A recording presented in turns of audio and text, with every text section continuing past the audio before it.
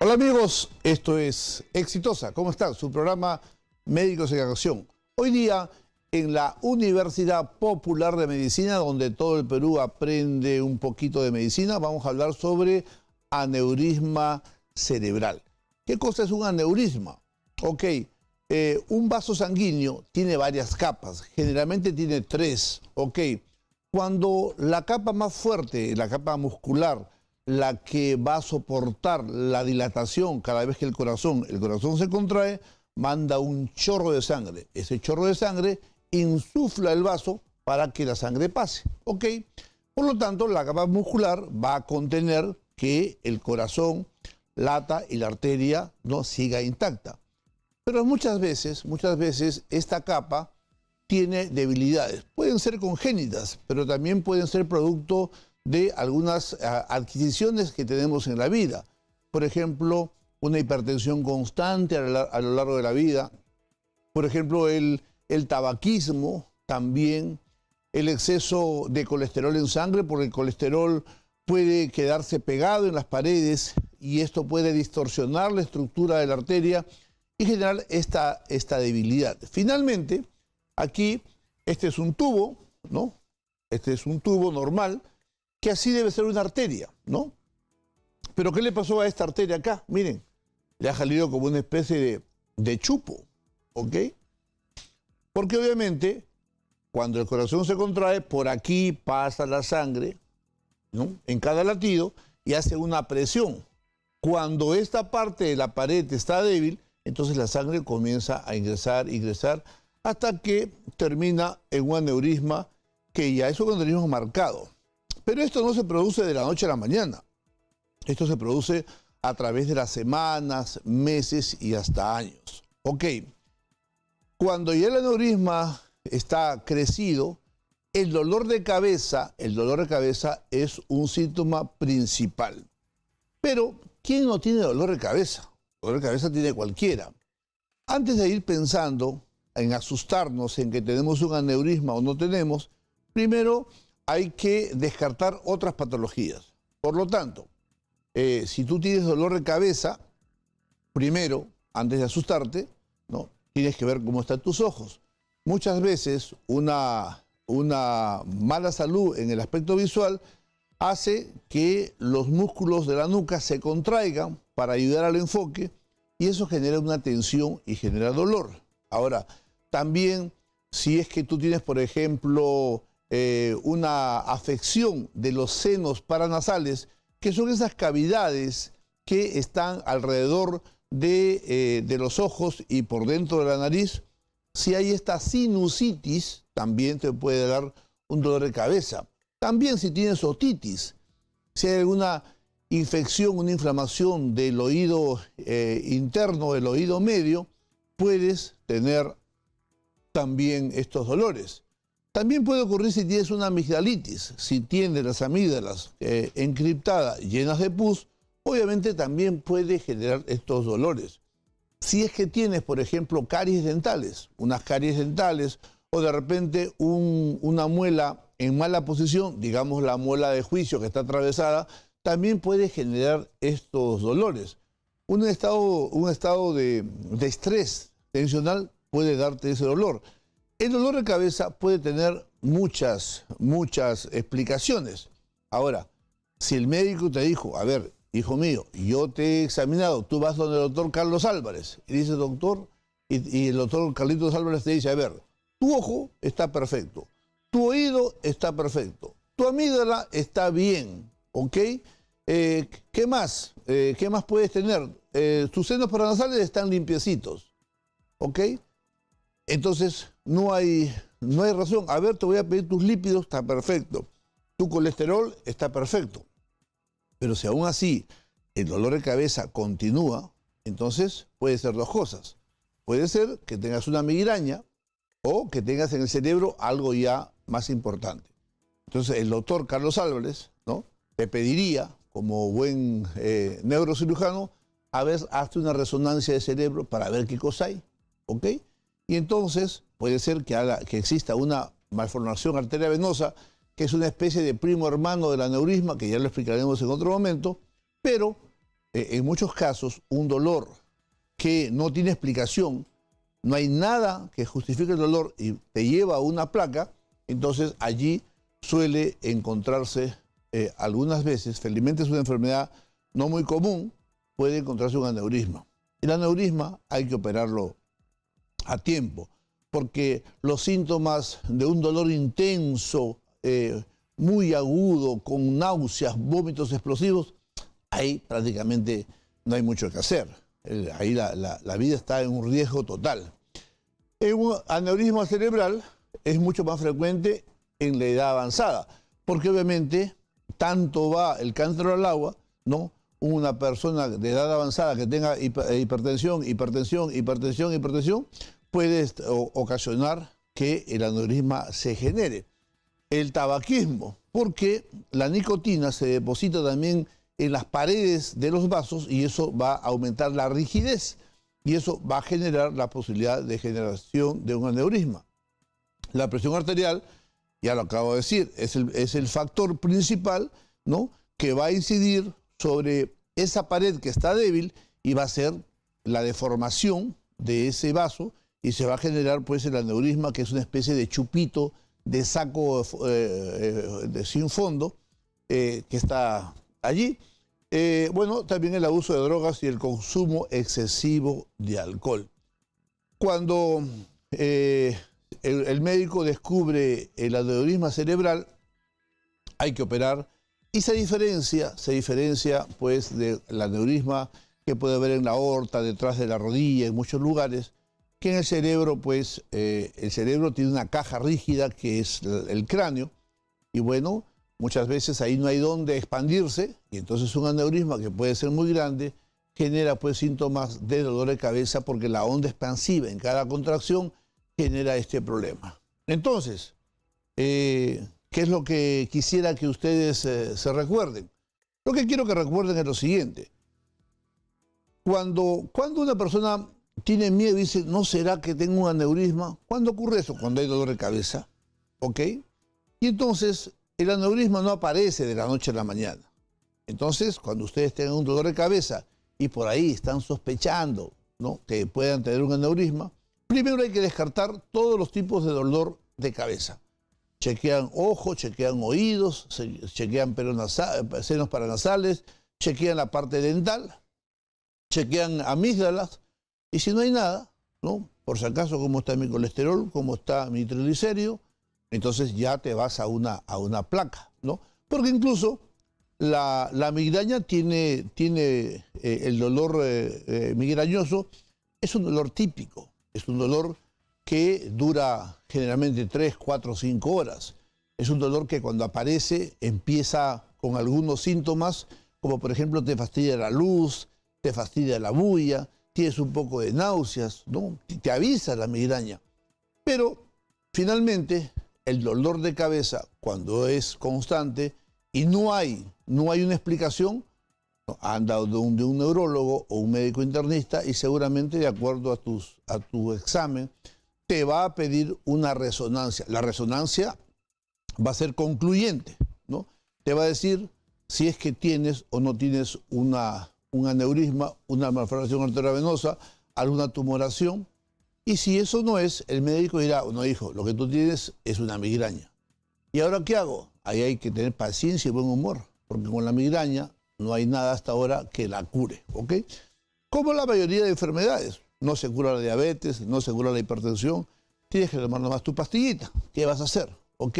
Entonces, hoy día hemos hablado de aneurisma cerebral. Hace 2 años o 3 años hubo un caso de una queridísima artista nacional que cantaba en una agrupación muy querida por todo el Perú y se puso en los primeros titulares del país esta enfermedad, ¿no?, que le quitó la vida a esta persona tan querida. Entonces, hoy día hemos hablado de aneurisma cerebral. La causa, debilidad de la pared del vaso. Hay una pared débil y tanto va la presión lo va provocando hasta que se rompe. Entonces, no te olvides, no te confíes. Si algo ocurriera, hoy día tú ya tienes tu cultura médica, tú puedes opinar en una mesa con amigos, en una reunión, tú puedes decir, yo escuché al doctor Massetti y me habló eso, y entonces tú vas aprendiendo, puedes opinar, ¿no? Y así estás más preparado y hoy día ya sabes un poquito de cómo se presenta el aneurisma cerebral, cuál es la forma del diagnóstico y cuál es el tratamiento. ¿Ok? Bien, nos vamos entonces a un pequeño corte y volvemos aquí en Exitosa con Médicos en Acción.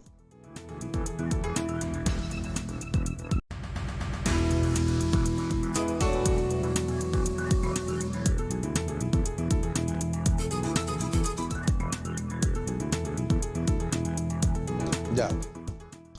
Bien, queridos amigos, no se olviden que este martes 30 de mayo, ¿no?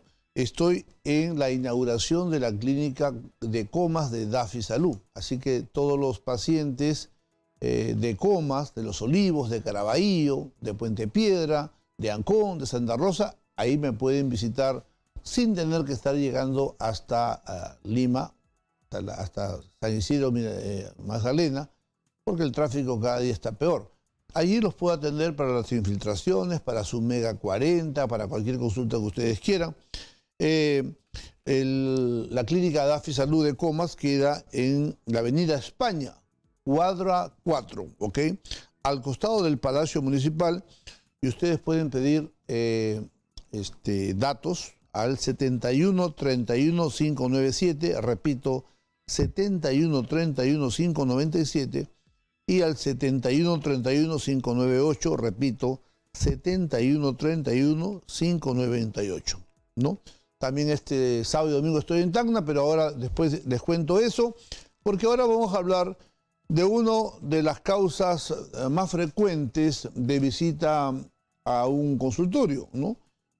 Son las hernias generadas en la columna vertebral, y de esto nos va a hablar nuestro gran amigo y neurocirujano, el doctor Carlos Álvarez, para hablar de estas hernias que tanto molestan y tanto duelen. Carlitos, ¿cómo estás? Bien, Armando, un gusto estar nuevamente en tu programa. Háblanos, ¿cuáles son los síntomas? ¿Cómo lo confirmamos el diagnóstico? ¿Cómo tratamos estas hernias tan molestosas? Sí, las hernias de la columna vertebral lumbar son relativamente comunes.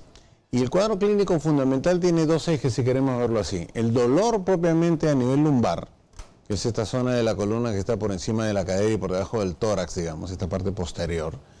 El dolor es uno de los ejes a nivel lumbar. Y la otra característica del cuadro clínico es el dolor que se irradia a la extremidad, que se va hacia el pie, que se va hacia el muslo, a veces hacia la pierna, pero generalmente inicia en la parte posterior y se va hasta el pie, y esto configura la ciatalgia por el nervio ciático.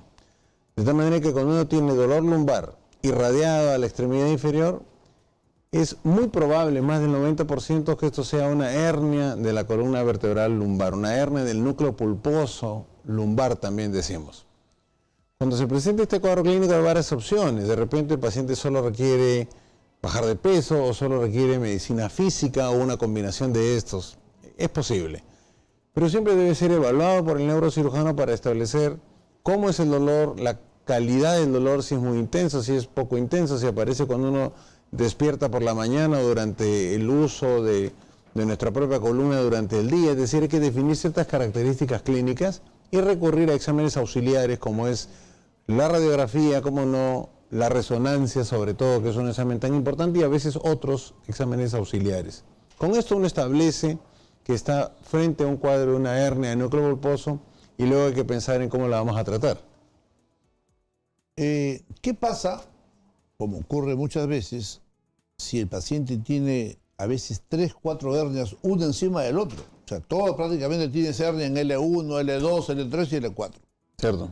Pasa con frecuencia. ¿Qué le podemos ofrecer ahí al paciente? Sí, lo que hay que entender es que la columna vertebral envejece junto con nosotros. Envejecen nuestros ojos y el cabello y la lengua, y todo envejece. La columna vertebral también. De tal manera que los hallazgos que uno puede tener en una imagen de radiografía o de resonancia magnética hay que interpretarlos. La resonancia puede dar un informe que mencione que uno tiene hernias múltiples a nivel L1, L2, L3, L4, L5. Cervicales también, quién sabe dorsales. Mas esto no significa que estas hernias sean causa de enfermedad. Generalmente es una la hernia que causa el dolor, una la hernia, a veces dos, pero generalmente una, muy generalmente una, que causa el dolor lumbar irradiado a la extremidad. El neurocirujano es quien debe valorar este cuadro clínico versus la imagen que vemos y decir, mire, usted tiene varias hernias chiquitas y esta hernia que está generalmente en L4 con L5 o a veces en L5 con S1, esta o estas dos son la causa de su dolor. Y en los casos que uno necesita manejo quirúrgico, que siempre son los menos casos, pero en los casos que esto amerite, uno tiene que dirigirse a tratar esa hernia única en L4 y L5, como menciono, o a veces las dos que se presenten. Las otras son hallazgos de imágenes. Las otras no necesariamente son parte del cuadro clínico y generalmente solo hay que operar, en el caso que se dé, una o dos de las hernias. Y con eso el paciente queda sin molestias, generalmente al mes está reincorporada a su actividad laboral y queda sin cuadro clínico y puede seguir viviendo como vivía antes. Ok, aunque tú obviamente eres seguidor de la medicina occidental, la misma que sigo yo, pero tu experiencia, tantos congresos has estado, el último has estado en Alemania. Es verdad. Y el peruano es muy amigo de buscar todas las opciones. Y, por ejemplo, muchos pacientes van a un quiropráctico buscando una solución. ¿Qué podría decir lo bueno y lo no bueno de un tratamiento quiropráctico para estas hernias lumbares? Sí, en general en neurocirugía tenemos el concepto que la columna vertebral, como pasa con el cerebro, como no, es una estructura que si bien es sólida, es sumamente delicada. Cada vértebra tiene una arteria, tiene una vena, está vinculada a través de un disco intervertebral, entran y salen vasos sanguíneos, hay estructuras neurales dentro de la columna y que salen de ella. De tal manera que los neurocirujanos tenemos muy claro que la columna vertebral, en la medida de lo posible, no debe ser manipulada. No debe ser manipulada, sino por gente que conozca la columna desde adentro, puesto que el riesgo de generar complicaciones, a veces irreversibles, es tremendo. Por eso los mismos neurocirujanos somos muy cautelosos para el diagnóstico y mucho más cautelosos para el manejo quirúrgico. Para manipular esa columna usamos microscopio, usamos técnicas de radioscopía, es decir, nos premunimos de todo lo posible para que esta columna sea tratada muy delicadamente, a pesar de parecer tan rígida porque tiene vértebras muy fuertes en apariencia, y ocasionarle la menor molestia al paciente y que evolucione favorablemente. De tal manera que los neurocirujanos tenemos claro que más allá del manejo de terapia física, que a veces ayuda sobre todo por la parte extravertebral, para relajar la parte muscular, para cambiar, quién sabe, algo de la característica de la marcha y postura de pacientes, no debe ser manipulada esa columna. Yo he visto muchos casos de pacientes que fueron manipulados y que terminaron con secuelas. De tal manera que es consenso ya a nivel mundial que la columna vertebral, si bien parece ser un órgano rígido y a prueba de balas, es un órgano muy vulnerable que es tan rígido porque dentro tiene estructuras muy delicadas como los nervios.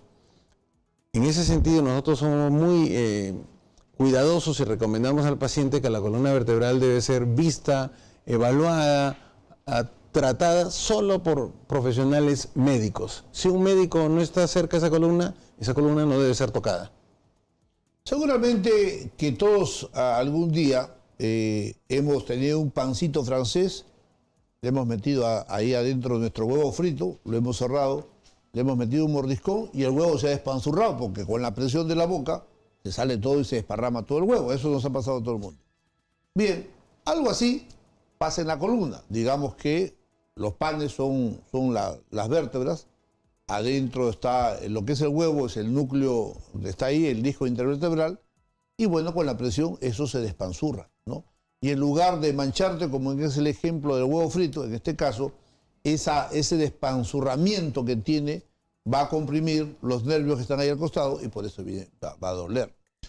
Cuando operas a un paciente, ¿qué cosa es lo que le haces al paciente? ¿Qué haces con ese núcleo que se ha despanzurrado, como yo pongo en el ejemplo del huevo? ¿Qué? ¿Le metes tijerita? ¿Tijerita? ¿Cómo haces? Sí, la pregunta es buenísima.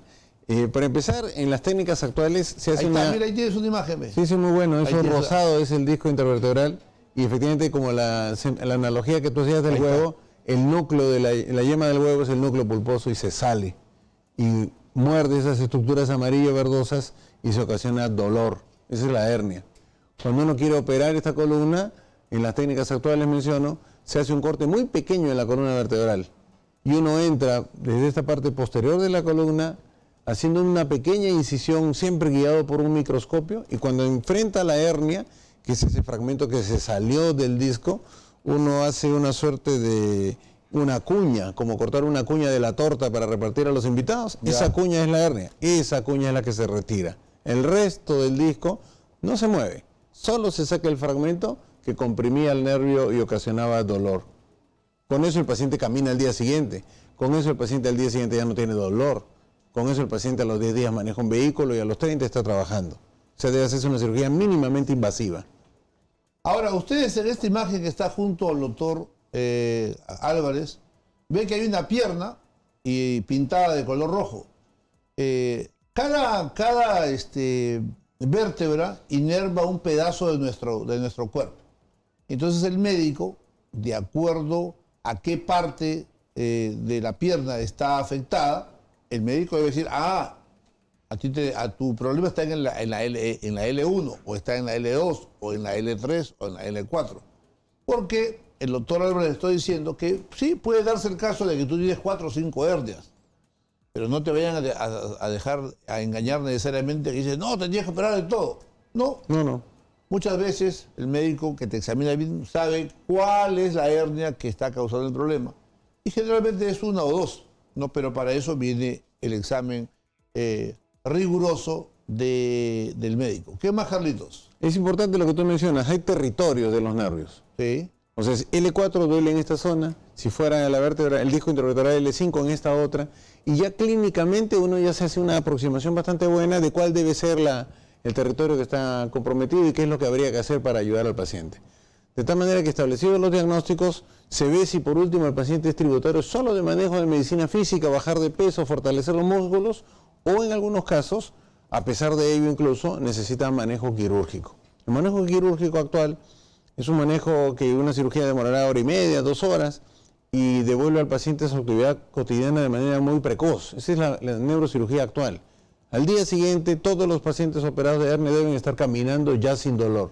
Claro, tienen el dolor chiquito en la columna por donde fueron operados, pero están caminando, ya se recuperaron, y el resto es favorable para el paciente para reiniciar su actividad laboral, incluso en el tiempo, guardando los tiempos, su actividad deportiva y una vida saludable y plena, que es lo que se busca con estas cirugías actualmente.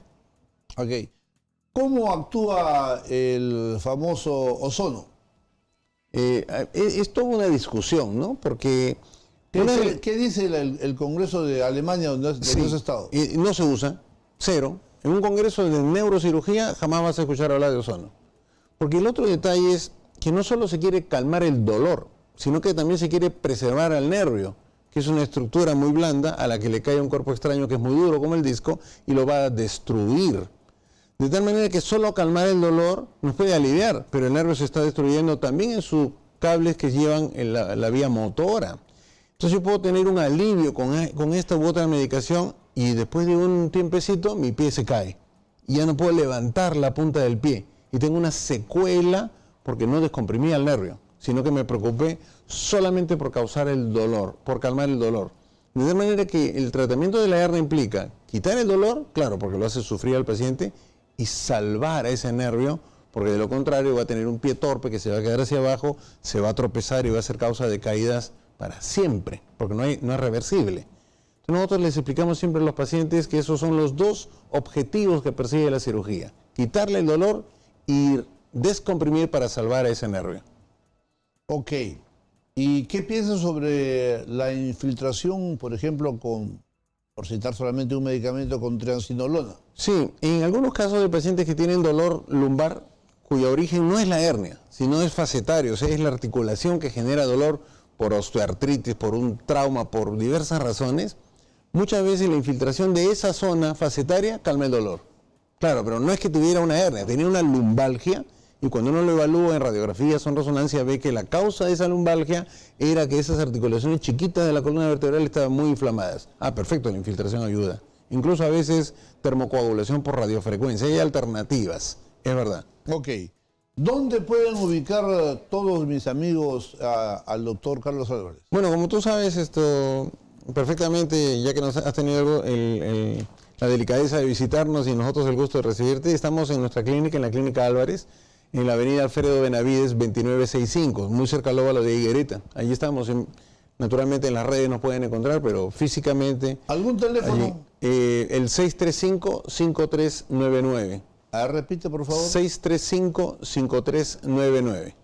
Bien, queridos amigos, anoten ese teléfono ahí pegado en la puerta de su refrigerador. A cualquier dolor, ahí tienen una excelente opción con el doctor Carlos Álvarez. Bien, vamos a un corte y volvemos.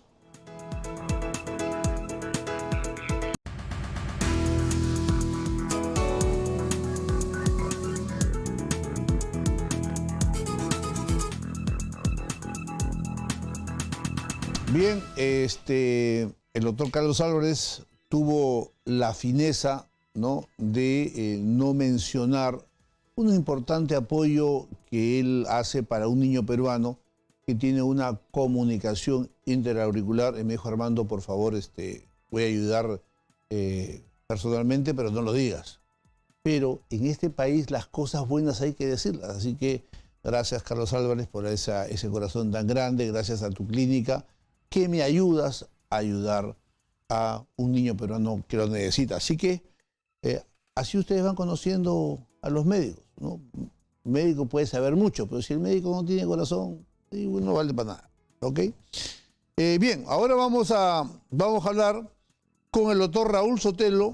Él es neumólogo y vamos a hablar sobre las neumonías. Ojo que las neumonías en los niños y en los ancianos son muy peligrosos, ¿no? Y en los ancianos porque generalmente no hacen fiebre, nos confiamos y esta neumonía puede causar desenlaces fatales. Pero ahora vamos a hablar de las neumonías en general. Doctor Sotelo, ¿cómo está? ¿Qué tal, doctor? Muy buenas tardes, muchas gracias por la invitación. ¿Cómo estás? ¿Qué nos puede decir sobre las neumonías? ¿Qué es lo que tú quisieras transmitirle a todo el Perú que nos escucha? Bueno, la neumonía, como bien muchos lo saben, es una inflamación debido a un proceso infeccioso que se da en el parénquima pulmonar. Es una de las causas más frecuentes de mortalidad por infecciones y esta infección se va a dar por diversos mecanismos. Vamos a ver que hay cosas que pueden hacer que hayan la vía aérea, que normalmente está en contacto con gérmenes. Normalmente nuestra vía aérea está en contacto con distintos virus, bacterias que pueden producir infección. Sin embargo, tienen mecanismos de defensa que evitan que se desarrollen estas infecciones. Pues vamos a ver que hay distintas cosas que nosotros podemos hacer que condicionan un mayor ingreso de gérmenes o que pueden condicionar una disminución en nuestros mecanismos de defensa, tanto globales como mecanismos de defensa específicos del pulmón o de la vía aérea, que pueden terminar en una infección no deseada y con una alta tasa de mortalidad. Ok, en tu día a día, en tu experiencia como médico, la experiencia, ¿qué te dice de la neumonía? En quienes, obviamente tú no eres pediatra, pero en gente adulta, las neumonías, ¿qué relación hay? ¿Quiénes están más expuestos? ¿Cuál es el desenlace? ¿Cómo es el diagnóstico? ¿No? Explícale un poquito, porque yo aquí trato de que la gente aprenda medicina con nosotros así, de forma popular, para que ellos tengan una mejor cultura. ¿Qué datos nos puedes dar?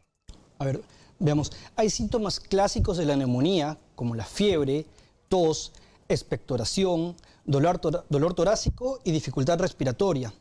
Esos síntomas son los más frecuentes que vamos a encontrar en la neumonía. Sin embargo, como bien lo menciona usted, doctor, hay personas en las que los síntomas de la neumonía no van a ser tan evidentes, justamente las personas de edad avanzada. Estas personas pueden presentar una neumonía con menos síntomas. Ya sabemos que las personas de edad muy avanzada, muchas veces por infecciones de diversos órganos, básicamente lo que tienen es hiporexia, comen poco y tienen una mayor tendencia al sueño y muchas veces terminan siendo estos los únicos síntomas que presentan y no detectamos a tiempo las infecciones. Con respecto a la neumonía, es cierto, su mortalidad van a ser mucho más severas en personas de edad avanzada y en personas de edad muy temprana. Además, van a afectar particularmente a personas con comorbilidades, que pueden ser enfermedades cardiovasculares, renales, hepáticas, diabetes o algún otro mecanismo o alguna otra enfermedad o medicación que condicione una baja en las defensas, una inmunosupresión. Ok, voy a aprovechar la confianza y la gran amabilidad que tiene el doctor Sotelo para que todo el Perú aprenda algo. A ver, me voy a acercar a mi amigo el doctor Sotelo y entonces, esta es la espalda, ponte Raulito de costado, la espalda atlética que tiene Raúl, ¿ok?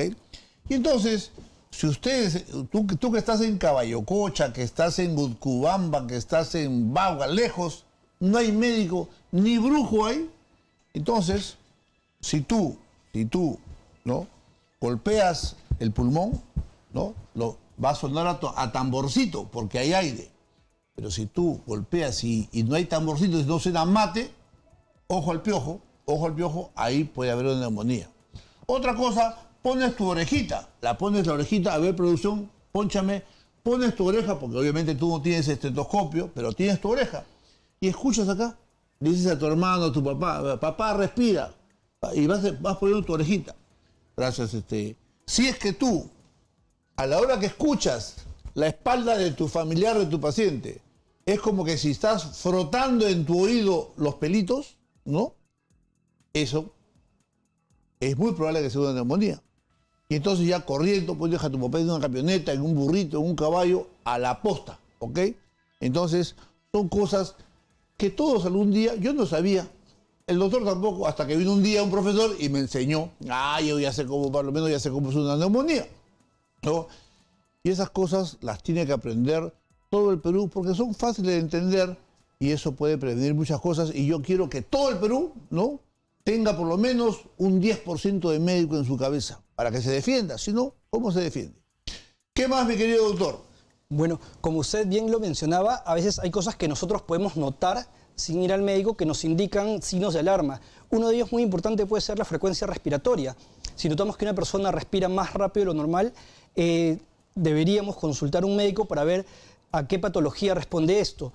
Es importante recordar que el tratamiento antibiótico oportuno disminuye la mortalidad de neumonía. Es decir, si a una persona se le da antibiótico pronto, es menos probable que eso termine en un desenlace fatal.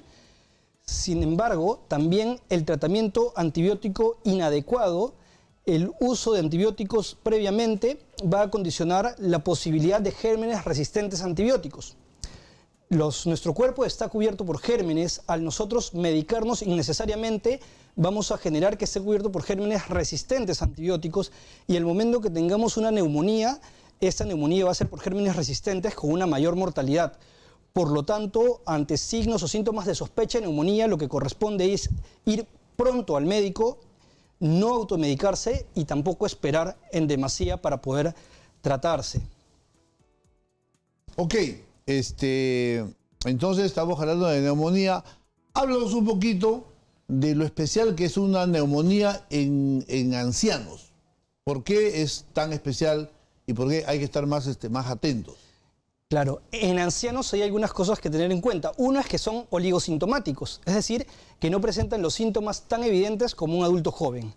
Dos, que en este tipo de personas es más frecuente la neumonía y es por eso que son justamente un grupo de mayor riesgo, con mayor necesidad de vacuna o de prevención para neumonía, de vacuna antineumocócica y de vacuna contra influenza. Además de eso, son personas que consolidan lentamente. Los ancianos, al igual que los inmunosuprimidos, van a presentar las alteraciones radiológicas de la neumonía de manera tardía. Y muchas veces, en un paciente anciano, puedo tener una neumonía y la radiografía de inicio no presentar las lesiones características, y a pesar de presentar un cuadro que puede ser muy severo o mortal. Además, hay que tener en cuenta de que la mortalidad por neumonía se suele dar en dos tiempos. En el primer tiempo se presentan las complicaciones de la insuficiencia respiratoria propia de la infección misma y de manera tardía, en los 30 días, se puede dar mortalidad debido a complicaciones de por eventos cardiovasculares en el paciente. Ok, acuérdate siempre, si tú tienes a tu papá, a tu abuelito, a tu tío, que ya está viejito, ¿no? Pero tú dices, hace 4 días yo hablaba con mi abuelito, con mi tío, normal, ¿no? Él comía su comidita, ¿no? Estaba alerta, participaba, pero de un momento a otro se me apagó mi viejito. Ya no conversa, está triste, está... ¿Quieres comer? No, tengo hambre. Ojo, que cuando pasa eso, es muy probable que ese viejito tenga una neumonía o una infección urinaria. Ojo, ¿no? Y no hacen fiebre. Todo viejito que está contigo y que hasta hace 4 días estaba contentito hablando contigo, pero se te va apagando, ojo, eso por lo general es una neumonía o es una infección urinaria, así que tienes que estar tú atento. ¿Qué más, mi querido Raúl? Bien, como la neumonía habíamos comentado es una infección de la vía respiratoria, las infecciones hay que enfocarlas como una pelea entre el ejército invasor y nuestro ejército, que son nuestras defensas. ¿Qué va a hacer que perdamos la pelea? Pues uno, que el ejército invasor sea mayor, y esto puede deberse a que son muchos gérmenes con los que estamos en contacto, ya sea porque estamos en ambientes cerrados respirando gérmenes, estamos en contacto con personas que nos pueden transmitir directamente los gérmenes. 2, porque mediante microaspiraciones, pacientes mayores que tienen trastornos de la deglución van a pasar saliva, y si además van a tener dentadura en mal estado, si tienen algún trastorno de la deglución, puede ingresar esa saliva con gérmenes a la vía respiratoria, incrementando la cantidad de bacterias que recibe de manera normal el pulmón. O de alguna manera pues nos tocó la mala suerte de enfrentarnos a un germen muy agresivo. Y lo otro son sistemas de defensa nuestros. Hay enfermedades conocidas que bajan el sistema de defensas, pero la edad misma también es un factor que baja los sistemas de defensa globales, y hay otras cosas que bajan los sistemas de defensa locales del pulmón. Por ejemplo, el tabaco genera que los cilios, que son una suerte de pelitos que tenemos en los pulmones y que nos ayudan a botar la flema, se muevan menos. Y el alcohol genera que las células de defensa que llegan al pulmón para defendernos trabajen más lento de lo normal, condicionando un mayor riesgo de infección por neumonía. Ya ves, así que los viejitos no deben ser borrachitos porque los cilios ya no funcionan y se queda el moco y después viene la infección. Bien, ¿dónde podemos encontrar al doctor Raúl Sotelo? En la clínica Javier Prado. Ajá. ¿Todos los días? Yo trabajo los lunes, jueves y sábados. Lunes, jueves y sábados, la clínica Javier Prado, ¿ok? Mándale mis saludos a mi pata, al doctor Víctor... Pardo. Víctor Pardo. Dile que hasta ahora no me ha pagado mi ceviche, que te doy una apuesta. Ok. Gracias, doctor Raúl. Un saludo para todos mis amigos de la clínica Javier Prado, ¿no? Es una hermosa clínica, hay muy buenos médicos, así que... ¿Dónde está la clínica Javier Prado? En la avenida Javier Prado Este, en el cuadra 4. Cuadra 4, ahí ya tiene la dirección. Pues bien, nos vamos a un corte y volvemos.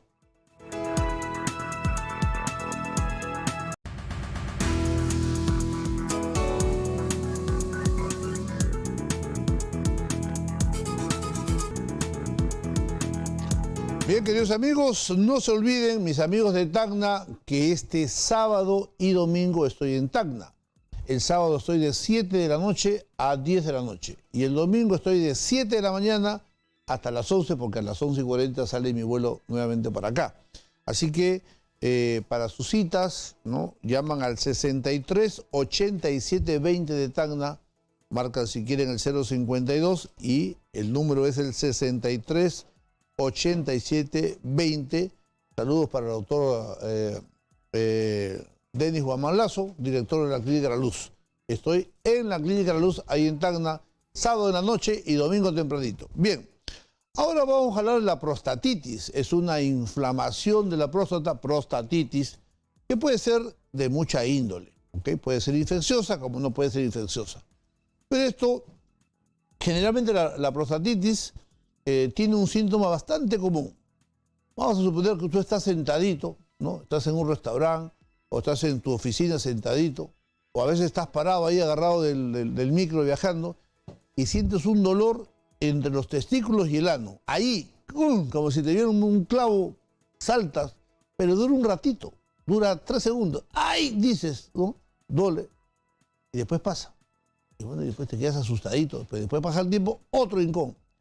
Ese y otros síntomas que hay, y ahora el doctor va a explicar, pero este es uno de los síntomas clásicos que genera la prostatitis. Bien. Mi querido Jorge Saldaña, médico, colega urólogo, está con nosotros. Jorgito, ¿cómo estás? ¿Qué tal? Muy bien, feliz de estar acá. Háblanos todo lo que sabes, todo lo que has leído, tus experiencias sobre la prostatitis. Aquí, tanto mañoso que tengo acá, mis camarógrafos, los técnicos, ¿no?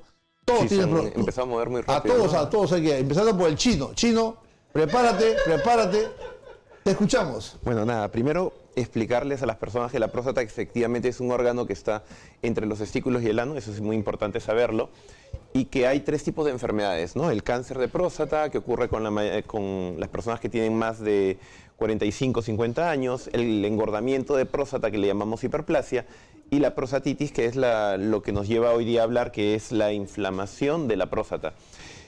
Hay una cuarta enfermedad por alguna que yo le llamo, es algo que yo mismo le he puesto ese nombre, pseudoprostatitis.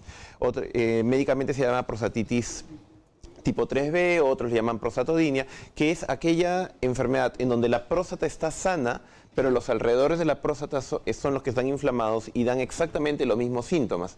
Por ejemplo, cuando los músculos que están ahí se encuentran muy contraídos, los que rodean a la próstata, esas punzadas que justo tú hablabas también pueden simularlas. Entonces hay personas que vienen muchas veces a la consulta y me dicen, doctor, tengo prostatitis, pero no me estoy curando. He tomado un antibiótico, he tomado antibiótico.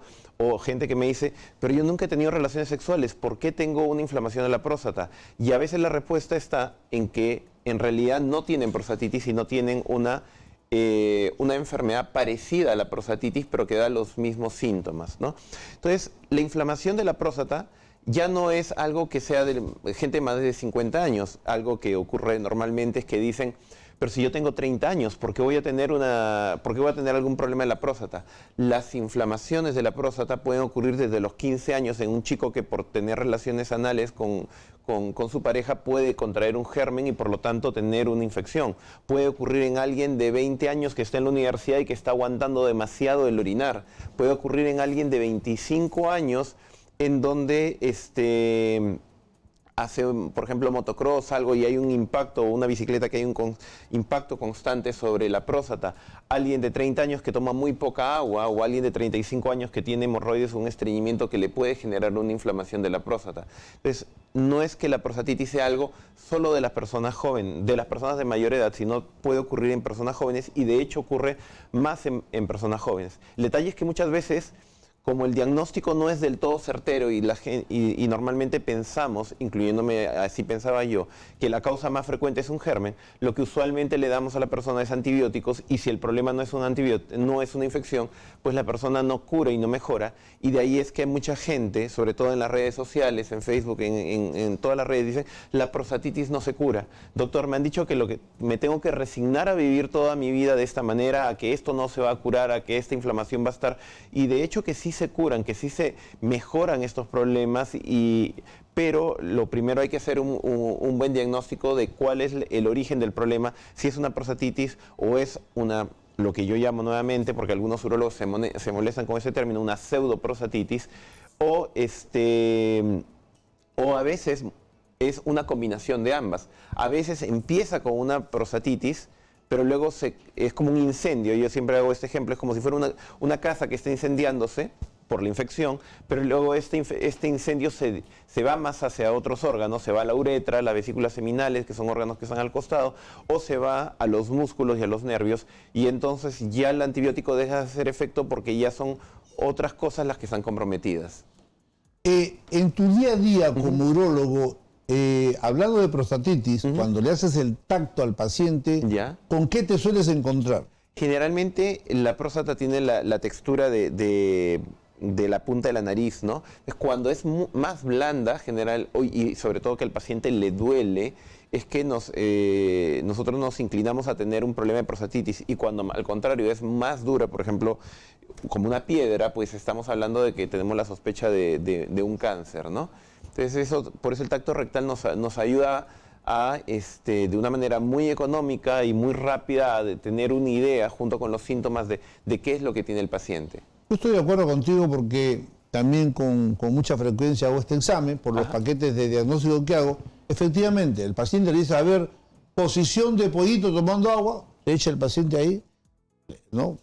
Pones el guante, le haces el examen y el paciente salta hasta el techo. ¡Ay, doctor! ¿No? Claro, el dolor. Y tú ves ahí una próstata que a veces puede ser hasta media tibiecita, caliente y obviamente blanda, ¿sí, no? Correcto. Ahora, cuando encuentras la ecografía y encuentras una próstata que está con calcificaciones dentro, ¿qué te hace pensar?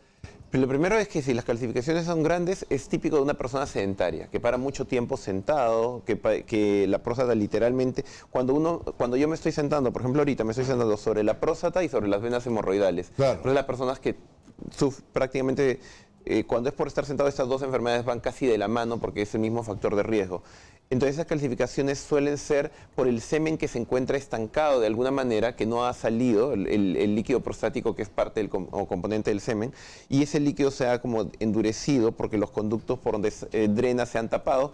Es como si yo tuviera un globito y un sorbete, y a la hora que me siento ese sorbete, pues lo obstruyo, y todo el líquido que se encuentra en ese globito se queda como que estancado y se endurece y se forman esas famosas calcificaciones. Ok. ¿Dónde podemos encontrar al doctor Jorge Saldaña? Yo trabajo en una clínica que se llama Urocen. Urocen es una clínica de urología. Somos cerca de 14 urólogos que trabajamos ahí. Cada uno, yo me especializo en el tema de la próstata y disfunción eréctil, pero para los otros temas de urología hay otros especialistas, tanto para urología pediátrica, oncológica o urología femenina, ¿no? ¿Pero dónde queda Urocen? En la avenida Javier Prado Este, 3028. En San Borja. ¿Eso es San Borja? Sí, cerca del cruce de Javier Prado con la ¿Algún avenida San teléfono Luis. que quieras recomendar?